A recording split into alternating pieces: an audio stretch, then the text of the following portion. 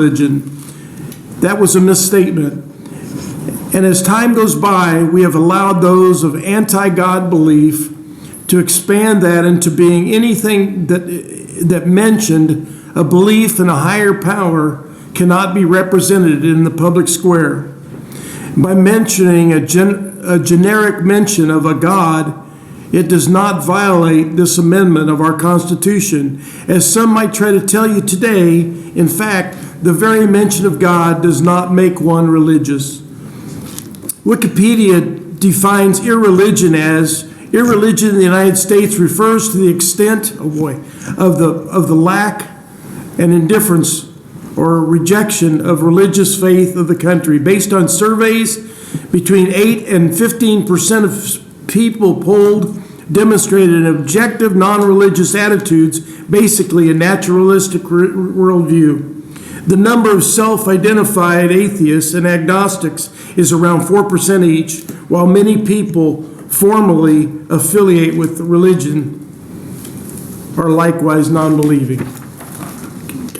Okay, I'm almost done. Just wrap it up. Thank you, I will. As you can see, the number of atheists and agnostics of 4% or 8% total. As you hear today, those should not rule always our discussion. Since 62, our misrepresentation has more than effective prayer in schools, but it's also evolved into an anti-God culture. And I would just finish that by saying that in my prison work, I deal with people of all faiths, Muslims, people from Buddhist faith I was with yesterday, and everything. And I have never had one come to me and say, "You offend me because you say God." They represent that. They understand that as a higher power, as a creator. And I appreciate all your questions. And Thank you, Mr. Calcara. I'm sure I'm done. Questions from the committee? Please. I do want to thank you for your service in the prison system. Oh, sure, no worries. Thank you. Sorry I didn't make 3 minutes. Next proponent.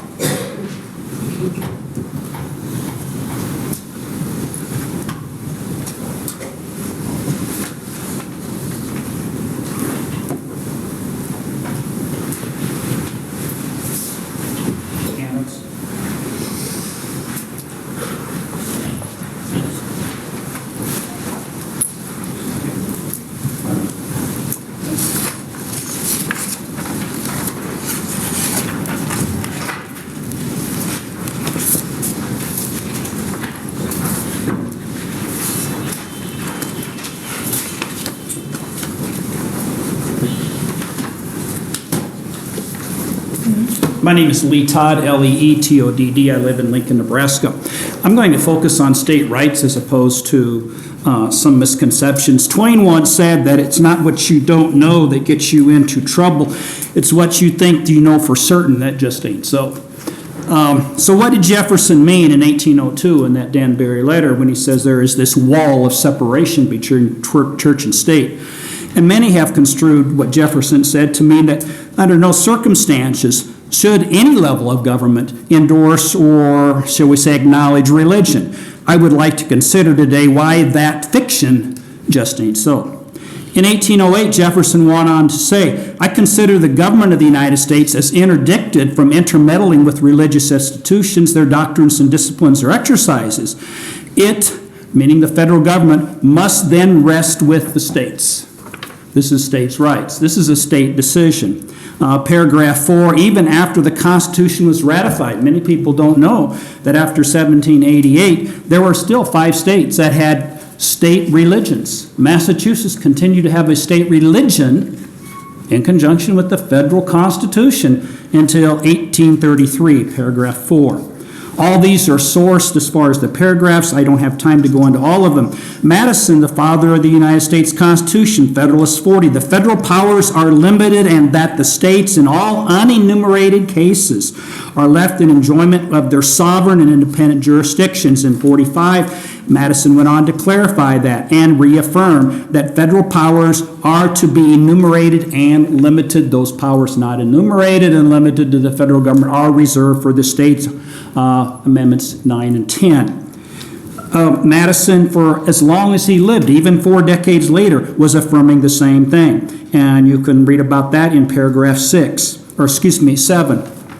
Alexander Hamilton, probably the strongest proponent of a strong federal executive. In fact, he endorsed a lifetime for the presidency, wanted state senators to also be in position for a lifetime. His Federalist 78 is a veritable expose of states' rights supremacy over and above the federal government, and again, those non-enumerated powers. We can go on and circle back to Jefferson and his very instrumental sovereign states are granting the federal government enumerated powers. Should the federal government exercise a power that is not been delegated to it, the states are duty bound to interpose. And finally, George Washington, it is the duty of all nations to acknowledge the providence of Almighty God, to obey His will, to be grateful for His benefits, and to humbly implore His protection and favor. While I do support LB36, In God We Trust, I would love to see this passed and get brought out of committee. Thank you for your time. Thank you, Mr. Todd. You're welcome. Any questions?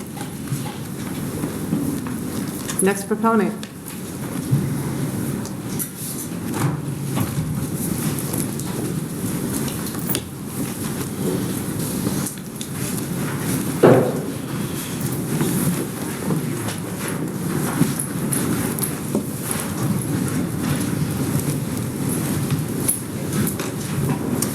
Forgot my glasses. Thank you. Good afternoon, Chairman Waltz and members of the Education Committee. My name is Fanchon Blythe. That's spelled Fanchon, B as in boy, Lythe. Our nation has a long history with the phrase, "In God We Trust." In 1814, Francis Scott Key penned, "And this be our motto, in God is our trust," as a part of the 4th verse of the Star-Spangled Banner. The phrase, "In God we trust," first appeared on U.S. coins in 1864 in the aftermath of the Civil War. The national motto, "In God we trust," was created by an act of Congress in 1956 and signed into law on July 30th by President Dwight Eisenhower. The following year, the first paper money with the motto, "In God We Trust," was printed.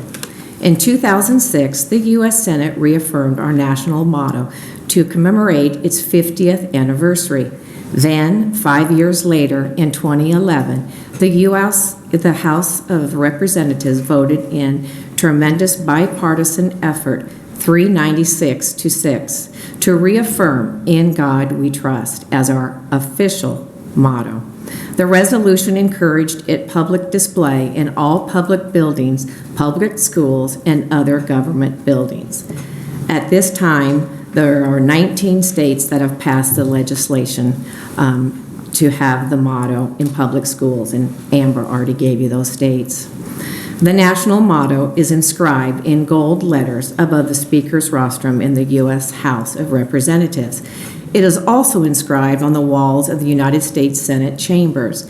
In my opinion, it is very sad that the motto, "In God We Trust," is not currently being displayed in our public schools here in Nebraska. Apparently, there is fear of being sued by the Freedom from Religious Foundation or the American Atheist Association. Yet no court anywhere in the U.S. has ever held that public posting of "In God We Trust" violates the Constitution. Since the U.S. Supreme Court removed prayer and Bible reading in public schools in 1963, our country has seen a significant decline in behavioral and moral standards. The increase of teenage pregnancy and children being raised in fatherless homes are just 2 examples of our continuing national tragedy. Last week, I became aware of a book that the LPS district has allowed in some schools. The book is titled, "It's Perfectly Normal." It's geared in indoctrinating 10-year-old children. As a married Christian woman, mother, and grandmother, I don't feel comfortable sharing this graphic content in mixed company, and I am grieved that children are being forcibly desensitized in appropriate boundaries. Here is an example from page 4 of the book. Sexual intercourse happens when two people, a female and a male, or two females and two males, feel very sexy and very attracted to each other and want to be very close to each other in a sexual way. When a female and a male are so close that the male's penis goes inside the female's vagina, the vagina stretches in a way that it fits around the penis. Excuse me. Sadly, The red light has come on. Okay, Can I'm we see if almost we done, have any please. questions? I'm almost done. Sadly, this content is deemed as appropriate by some misguided adults. At the same time, the state willfully chooses to remove recognition of God from public square. It is no wonder that we are seeing unprecedented teenage suicide rates and many students dropping out of school. I close with the 4th verse of the Star-Spangled Banner in its entirety. Oh, thus be it ever when free men shall stand between their loved homes in that war's desolation. Blessed be victory and peace. May the heavens rescued land praise the power that hath made and preserved us national. The conquer we must when our cause is just, and thus be our motto, in God we trust. And the Star-Spangled Banner is triumph shall wave over the land, the free, and the home of the brave. Okay, we do want to make sure that everybody gets a chance to speak. So are there any questions for her? I Thank see you. none. Thank you so much for coming today. Next proponent?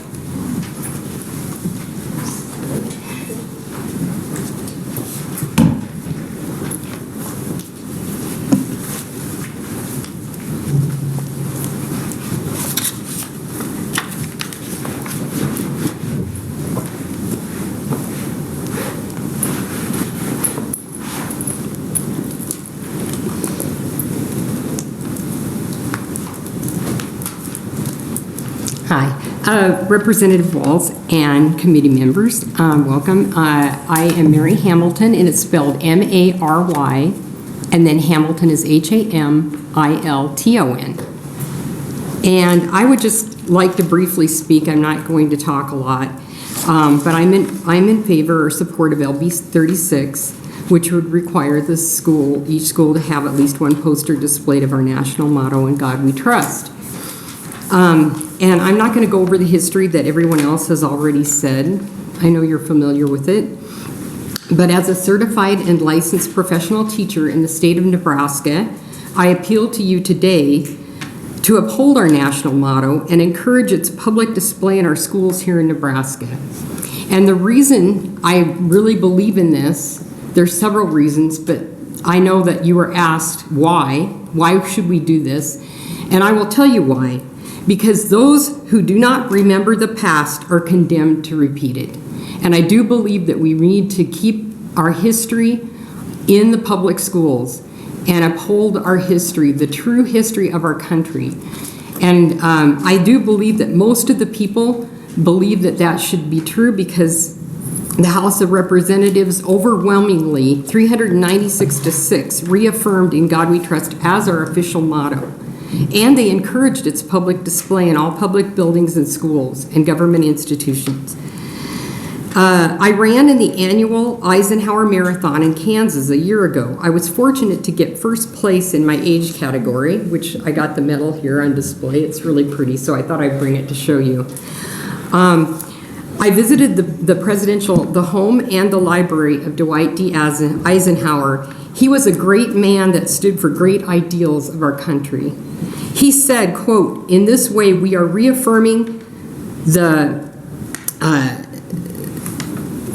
tremendous, oops, sorry, I can't read my own handwriting here, religious faith in America, present and future, in the way we shall constantly strengthen these spiritual weapons, which will forever be our country's most powerful resource in peace and war."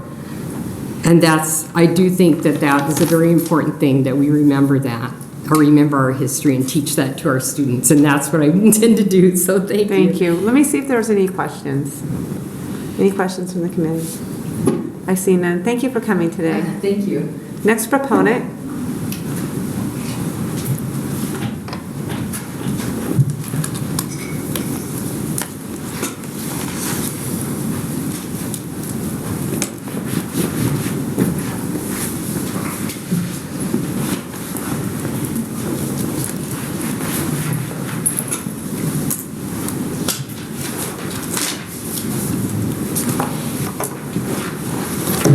Good afternoon, Senators. My name is Mark Bonkowitz, M-A-R-K-B-O-N-K-I-E-W-I-C-Z. I live in District 12 in Omaha, Nebraska. I'm here today to testify in support of LB36 In God We Trust national motto. I'm testifying so that it will be displayed in every school classroom in the state of Nebraska, and here's my reasons for this legislation to do so. Our founding fathers and mothers risked their lives on rickety schooner ships to leave their homelands of Europe to come and settle America so they could have religious freedom. The majority of founding fathers sacrificed their homes, land, fortunes, limbs, and lives to fight against the tyranny of Great Britain, to start our country, and to create our preamble, Constitution, and Bill of Rights. Our national motto is inscribed in gold letters above the Speaker's podium in the U.S. House of Representatives, and it's also inscribed on the walls of the U.S. Senate chambers. The national motto is permanently displayed in 92 Nebraska courthouses. Therefore, each school classroom is the next logical location for our national motto in Nebraska buildings, paid for with tax dollars. We teach our children in the public and private schools to live their lives with solid character, honesty, and integrity, which are biblical principles given to us by Almighty God. I urge you to vote LB36 out of this Education Committee for floor debate, where it receives the scrutiny of questions and answers that rigorous floor debate can provide before it's passed into law. Thank you for this opportunity to testify on behalf of the Second House. Thank you for coming today. Questions, Senator McKinney? Thank you. Mr. Bakowitz, I was wondering if you're aware that our founding fathers escaped religious tyranny to only come to America to enslave Africans, my ancestors, and they used God to do so. Are you aware of that? Yes, I'm aware that slavery took place at that time, and I'm also aware of the fact that they did not invent slavery. I believe slavery goes clear back to the Israelites in the Bible who were enslaved by the Egyptians. I'm aware that slavery existed prior, but... I'm sorry, I can't understand you. I am aware that slavery existed prior to slavery in America, but I just wanted to point out that our founding fathers and 12 presidents owned slaves, and they used God as a way to keep individuals enslaved. Would you not understand why some descendants of those enslaved individuals would have a problem with "In God We Trust" being inside of our schools? I can appreciate that, and I have two thoughts. Number one is that I hope that they remember that there were 650,000 men who died in order to eliminate slavery. So that would be my response. The second one is that, you know, all of us have things as we're going down the road of life that we're offended with. You know, evolution is taught in the public school as though it's a fact. And evolution has never been proven to be a fact. And there are people who are offended by that. So there are just certain things in life that we learn that we have to live with as far as being offended. And I would also ask about being the offended part. Is everybody offended every time that they pull out money and pay for goods and services? Because "In God We Trust" is on all of our money. So if we're going to be offended about a plaque in a prominent position within the school, gosh, I guess we ought to be really offended about all the money, and maybe we should be working to try to take it off of there. I would, be willing to make that argument with you. I just don't understand why "In God We Trust" is needed to be displayed in our schools, especially with the history of this country and the usage of God and the usage of religion to further enslave individuals for hundreds of years. And that's all I got to say. Thank you. Thank you. Thank you. Any other questions from the committee? Senator Merman. Thank you, Senator Walz. Thank you, Mr. Bonkowitz. Where do our freedoms and our rights come from? Is it the federal government, state government? No, our inalienable rights come from Almighty God, and it's government's responsibility to make sure that we keep them that way. Thank you. Other questions from the committee? I see none. Thank you for coming Okay, today. thank you. Next proponent.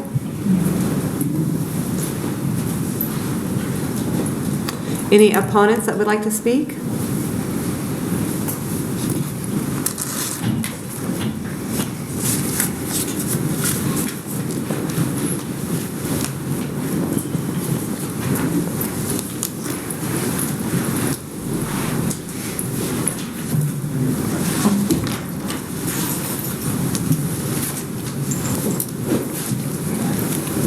Good afternoon again, Senator Walls, members of the Education Committee.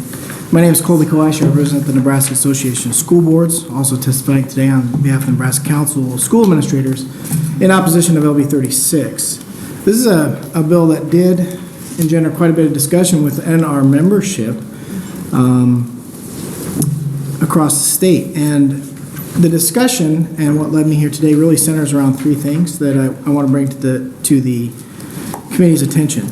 The bill as written right now is pretty vague as to the mandate, and that's what it is, and I appreciate that there's a discussion about the shall and the may. This is a shall with regard to the clarity of what counts. You can imagine the kind of calls that I got when this bill was introduced saying, well, can I frame a dollar bill and put it up? Is that good enough? Can I tape a penny above every door? You know, the clarity of it was a question. School boards do appreciate the ability to accept contributions to defray the cost, but there's no guarantee that they'd be able to raise the funds, and thus this does become a mandate. Finally, this bill goes to the heart of local control. We do believe that the decision of whether or not to place a sign of this nature should rest at the local school board, and there are schools across the state who would likely do this and appreciate the legal authority and intervention for a lawsuit. However, they believe that their level is the appropriate level to make that decision. With that, I'll conclude my testimony. Thank you. Questions from the committee? Senator Merman? Thank you, Senator Walls, and thanks for testifying. Do you think that schools are afraid to put the phrase "in God" or the motto "In God We Trust" there now because they're afraid of lawsuits? What I learned through the introduction of this bill is there are some schools that have considered doing so, and yeah, they asked me, and my answer to them is, well, you should run this by your legal counsel and make sure you feel comfortable enough to do that. I do know that if this were passed in a permissive way, I know several districts who would put this on their agenda, have community input, and talk about that. I suspect that the reason some have not done it already is for fear of litigation.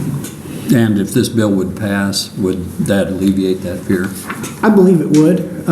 It doesn't it doesn't prevent litigation, right? This bill doesn't say you can't be sued if you do that. But it would say that you would at least get some AG support if that were the case. Thank you. Any other questions from the committee? I see none. Thank you. Thank you. Any other opponents?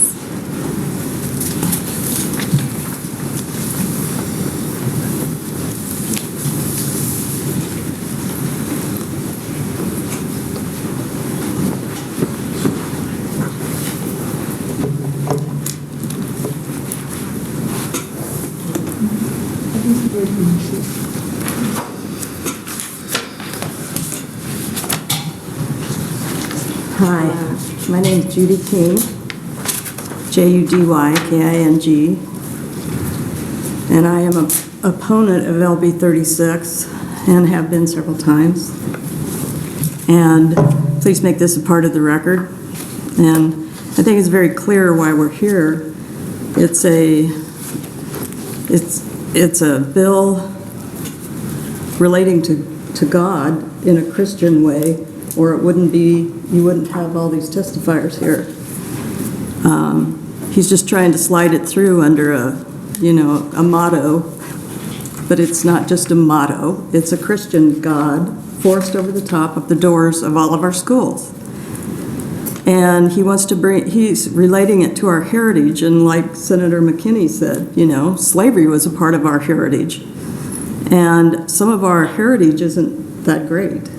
And So, I have another thing from the comment. Anyway, I'll start with as we consider this bill, LB 36, it reminds me of a story I'd like to talk about of 3 children who are attending public school. The first child comes from a Hindu family. Their belief system recognizes multiple gods, so that when the child looks at the sign that says, "In God We Trust," they are confused. The second child is a young Native American who is also confused because their belief system is based on a nativistic view of the world in which there is no God. The last child comes from a fine family. Their mother and father own various commissions and boards and well thought of in the community, but they are agnostic and they believe in no gods, God or gods. There may be another child who comes from a wealthy, privileged family.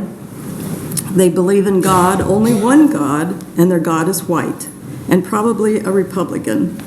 Their parents sat at home cheering as they watched the takeover of the D.C. Capitol on June 6th, wearing their red mini MAGA hats while they watched the glorious battle and cheered it on. So proud they were. Their parents are probably Trumpers. They worship the golden idol of Trump, and it harkens back to another golden idol from your Bible. Our children in Nebraska come from diverse backgrounds, and we have to realize that means diverse perspectives and beliefs. The fact that they may not worship Mother Earth or worship multiple gods, or the fact that they may worship Mother Earth or worship multiple gods, should not be a part of our school curriculum, but only in that we teach diversity. Celebrate that we are different, and that is what makes us strong, and we can't force a single God where diverse beliefs exist. And I think that's all I have to say. Thank you for your testimony. Are there any questions from the committee? Senator Merman. Thank you, Senator Walz.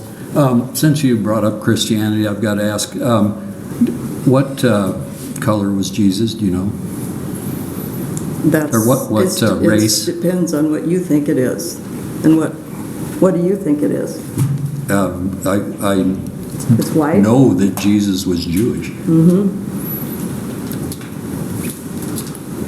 What color is God? I don't think in the Christian Bible it doesn't refer to what color God is. God includes all races. On your wall at home, is it white? Excuse me? Is a picture of Jesus in your house white? I think No. that only the senator can ask the question to respond. Okay. I know. I'll answer it though, no. I know you would. Thank you so much. Any other opponents? Anybody that would like to speak in the neutral? Thank you. Senator Erdman, you're welcome to close. While he's coming up, we had 2 written testimony in lieu of person testimony. They were both opponents. One was Todd Schletke from AFCN and Spike Eichel from ACLU. We also had 36 position letters written that were proponents and 5 position letters that were written that were opponents. No neutral letters. Okay. I appreciate that. Thank you for all those who came and testified. Just to kind of follow up on what Mr. Koash said, a lot of school districts are concerned about what will happen as far as litigation goes. And when I reviewed what had happened in Virginia, they passed that in 2002. In 2003, there was a lawsuit, and the Assistant Attorney General was the one that defended the school district, and the school district was successful. And so that's the intention of this bill, so that the small school districts, a lot of them don't have the funds to hire an attorney, and they're surely not going to put this up if there's a problem that they may be sued over.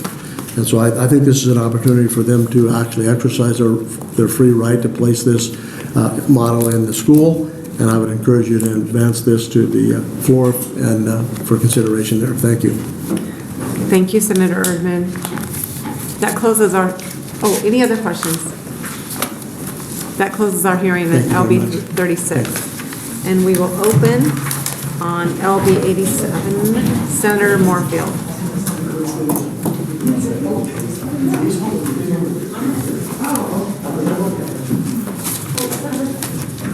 Oh, yeah, sorry. Yeah, no, that's good.